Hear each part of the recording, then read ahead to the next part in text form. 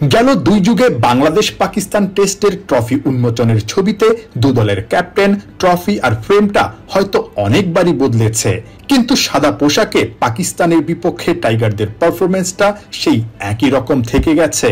13 টেস্টের একটাতেও জয় নেই বাংলাদেশের। সান্ত্বনা বলতে মুলতান টেস্টে লড়াই করেও হেরে যাওয়ার সেই কষ্টের স্মৃতি। এবার পাকিস্তানের শান্ত অতীত ইতিহাস বদলাতে পারবে কি? It's record. I think record can be changed. It's not going to be easy, but as I mentioned, we had a very good balanced side, and we believe we can do some special things this time, and players are really excited to play here. আলাদা করে কোনো কিছু করতে চাই না। আমরা সবাই জানি যে ব্যাটিংটা আমাদের লাস্ট কয়েকদিন ধরে ভালো হচ্ছে না। লাস্ট টেস্ট সিরিজটাও আমরা ওইরকম ভালো করিনি, বাট প্রিপারেশন ওয়াইজ এবার ভালো আমরা প্রিপারেশন নিতে পেরেছি।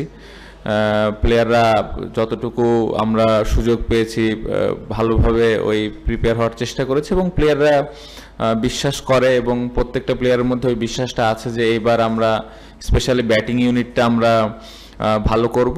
পাশাপাশি একটা টেস্ট ম্যাচ জেতার জন্য বোলিংটাও খুব গুরুত্বপূর্ণ। সো আমার মনে হয় টিম হিসেবে আমাদের খুব ভালো সুযোগ আছে এবার।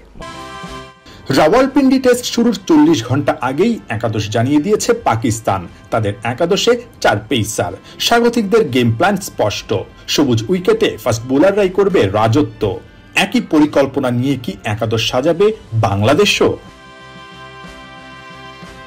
Couple of years we had very good pace bowling unit. We have some quality 3-4 spinners as well. So we covered all the things that tomorrow when we came to the ground we will see the wicket and make the team. But as you mentioned here, the seamers get little bit of benefit, and the seamers are really excited to do well in this condition. ভালো কিছু করতে, ইতিহাস বদলাতে bat ball হাতে বড় ভূমিকা রাখতে হবে অলরাউন্ডার সাকিব আল হাসানকে। ব্যাট হাতে 63 গড়ে 500-র বেশি রান। সাকিবই পাকিস্তানের বিপক্ষে সেরা ব্যাটার, কিন্তু নাম্বার 1 এর সময়টা একটু কঠিনই যাচ্ছে মাঠে আর মাঠের বাইরে।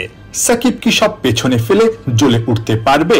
He is a professional cricketer, and we all treat him as a cricketer, to be very honest, and he played this game for so long, so he knows his role, and he know how to prepare himself. So I'm not think about his political career, and I hope he will do something special in this series. Rawalpindi cricket স্টেডিয়ামে বুধবার বাংলাদেশ সময় 11:30টায় শুরু হবে 2 match সিরিজের প্রথম test.